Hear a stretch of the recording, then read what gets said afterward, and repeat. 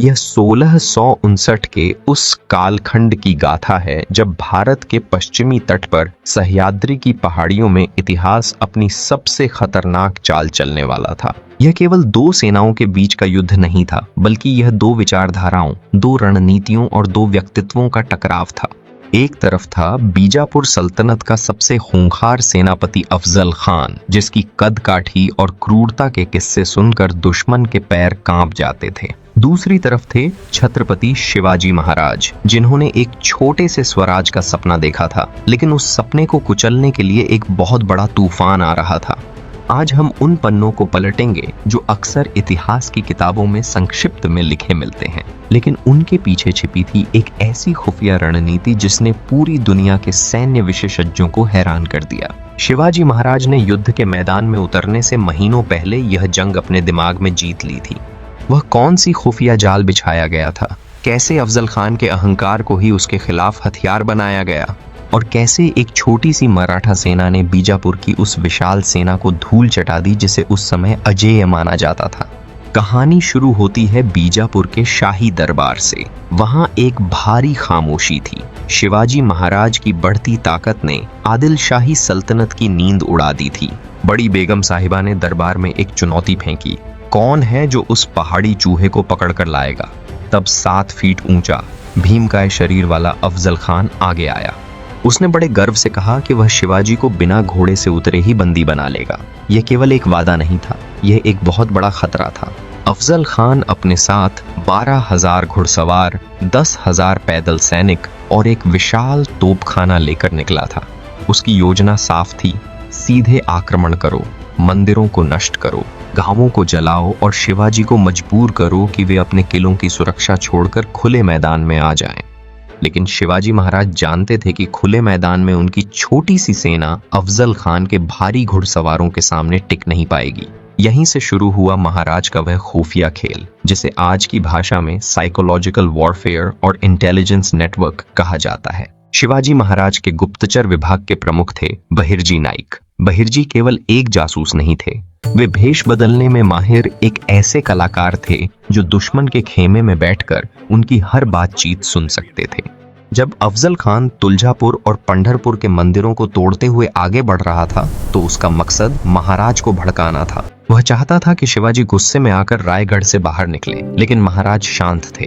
उन्होंने अपने गुप्तचरों के माध्यम से अफजल खान के पास यह संदेश भिजवाया कि महाराज डरे हुए हैं। यह पहली चाल थी। शिवाजी महाराज ने अपने दूतों के जरिए खान को यह यकीन दिला दिया कि वे उससे मिलने के लिए तड़प रहे हैं, लेकिन उनकी ताकत से भयभीत हैं। महाराज ने अफजल खान को एक ऐसी जगह आने के लिए मजबूर किया जहां खान की विशाल सेना बेकार हो जाती।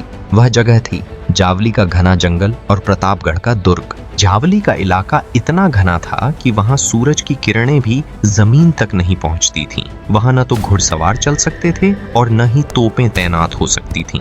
अफजल खान को वहां बुलाना मौत के कुएं में बुलाने जैसा था। लेकिन खान अपने अहंकार में अंधा था। उसे लगा कि शिवाजी महाराज सरेंडर करना चाहते हैं। महाराज की इंटेलिजेंस इतनी सटीक थी कि उन्हें पता था कि अफजल खान के खेमे में कौन कौन से सरदार असंतुष्ट हैं, खान की कमजोरी क्या है और उसकी सुरक्षा में कितने लोग तैनात रहते हैं। बहिर्जी नाइक ने खान के शिविर के नक्शे, उसकी रसद की स्थिति और उसके सैनिकों के मनोबल की पल पल की जानकारी महाराज तक पहुंचाई। शिवाजी महाराज ने खान के दूत कृष्णाजी भास्कर को भी अपनी चतुराई से यह समझने पर मजबूर कर दिया कि धर्म और न्याय की रक्षा के लिए खान का अंत जरूरी है। प्रतापगढ़ के नीचे उस मुलाकात का दिन तय हुआ। यह इतिहास का सबसे बड़ा सस्पेंस था। एक तरफ अफजल खान अपनी कमर में कटार छिपाए बैठा था और दूसरी तरफ शिवाजी महाराज अपने कपड़ों के नीचे चिलखत, लोहे की जाली पहने और हाथों में वाघ नख, बाघ के नाखून छिपाए हुए थे। महाराज को पता था कि खान धोखा देगा। उनकी इंटेलिजेंस ने उन्हें पहले ही आगाह कर दिया था कि खान ने अपने गुप्त हथियारों को पास ही झाड़ियों में तैनात किया है। 10 नवंबर 1659 की वह दोपहर, चारों तरफ सन्नाटा था। सिर्फ हवाओं की सरसराहट सुनाई दे रही थी। अफजल खान ने जैसे ही शिवाजी महाराज को गले लगाया, उसने अपनी पूरी ताकत से महाराज की गर्दन दबाई और अपनी कटार निकालकर उनकी पीठ में घोंप दी। लेकिन महाराज तैयार थे। लोहे की चिलखत ने उनकी जान बचाई और अगले ही पल महाराज ने अपने वाघ नख खान के पेट में उतार दिए। यह एक ऐसा पलटवार था जिसकी कल्पना भी अफजल खान ने नहीं की थी। जैसे ही खान जख्मी होकर चिल्लाया, प्रतापगढ़ की छोटी से एक तोप दागी गई। वह एक संकेत था, एक ऐसा संकेत जिसका इंतजार जावली के घने जंगलों में छिपे हजारों मराठा सैनिक कर रहे थे। शिवाजी महाराज की इंटेलिजेंस ने न केवल खान को मारा, बल्कि उसकी पूरी सेना को ऐसे जाल में फंसा दिया था जहां से निकलना नामुमकिन था। प्रतापगढ़ की तलहटी में जब अफजल खान की चीख गूंजी, तो वह केवल एक सेनापति की मौत की आवाज नहीं थी, बल्कि एक साम्राज्य के अहंकार के टूटने की गूंज थी। जैसे ही खान के पेट से खून का फव्वारा छूटा और वह चिल्लाया, दगा दगा, उसके अंगरक्षक सैयद बंदा ने अपनी तलवार शिवाजी महाराज पर चलाई। लेकिन महाराज के अंगरक्षक जीवा महाला ने पलक झपकते ही सैयद बंदा का हाथ काट दिया। इसी क्षण के लिए इतिहास में यह कहावत अमर हो गई, होता जीवा म्हणून वाचला शिवा। जीवा था इसलिए शिवा बच गया। लेकिन असली खेल तो अब शुरू होने वाला था। शिवाजी महाराज ने महीनों की योजना के बाद जिस खुफिया तंत्र को बुना था, उसका सबसे घातक हिस्सा अब सक्रिय हुआ। प्रतापगढ़ की छोटी से तोप का जोरदार धमाका हुआ। यह कोई साधारण संकेत नहीं था, यह उस महाविनाश का बिगुल था जिसे जावली के घने जंगलों ने अपने भीतर छिपा रखा था। अफजल खान की 12,000 घुड़सवारों और हजारों पैदल सैनिकों की विशाल सेना नीचे जावली के मैदानों और संकरी घाटियों में फैली हुई थी। वे निश्चित थे कि उनके अजेय सेनापति ने पहाड़ी चूहे को बंदी बना लिया होगा। वे आराम कर रहे थे, उनके घोड़े खुले छोड़ दिए गए थे और उनकी तोपें ढकी हुई थीं। लेकिन उन्हें यह नहीं पता था कि जावली की हर झाड़ी के पीछे, हर पत्थर के नीचे और हर ऊंचे पेड़ पर मौत उनका इंतजार कर रही है। जैसे ही तोप का गोला फटा, कान्होजी जेधे, नेताजी पालकर और मोरोपंत पिंगले के नेतृत्व में मराठा मावले बिजली की तरह टूट पड़े। जावली का जंगल इतना घना था कि बीजापुर के घुड़सवारों को यह समझ ही नहीं आया कि हमला किधर से हो रहा है। संकरी पगडंडियों पर अफजल खान के भारी भरकम घोड़े और हाथी एक दूसरे से टकराने लगे। महाराज के इंटेलिजेंस ने पहले ही पहचान लिया था कि दुश्मन के पास भारी हथियार तो हैं, लेकिन इस दुर्गम इलाके में वे उनकी सबसे बड़ी कमजोरी बन जाएंगे। मराठों ने छापामार गेरिला युद्ध की वह तकनीक अपनाई जिसने दुनिया के सैन्य इतिहास को बदल दिया। उन्होंने सीधे सामने से हमला करने के बजाय दुश्मन की रसद काट दी, उनके घोड़ों के पैर काट दिए और घने अंधेरे का फायदा उठाकर उनके खेमे में खलबली मचा दी। बीजापुर के सैनिक अपनी ही जान बचाने के लिए इधर उधर भागने लगे, लेकिन उन्हें रास्ता देने वाला कोई नहीं था। जावली की पहाड़ियों ने उन्हें चारों तरफ से घेर लिया था। शिवाजी महाराज की इंटेलिजेंस का सबसे बड़ा चमत्कार यह था कि उन्हें अफजल खान के खेमे के हर एक मोहरे की जानकारी थी। उन्होंने दुश्मन के मराठी सरदारों को पहले ही गुप्त पत्र लिखकर अपनी ओर कर लिया था या उन्हें तटस्थ रहने पर मजबूर कर दिया था।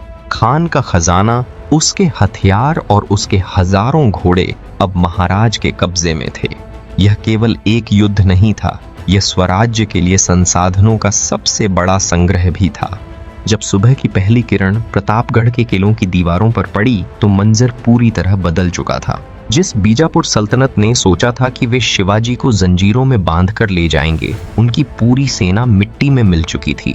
खान का कटा हुआ सिर प्रतापगढ़ के दरवाजे पर लटका दिया गया, जो पूरी दुनिया के लिए एक संदेश था कि अब भारत की मिट्टी पर एक नई शक्ति का उदय हो चुका है, जो केवल तलवार से नहीं बल्कि बेजोड़ बुद्धि और सटीक इंटेलिजेंस से राज करेगी।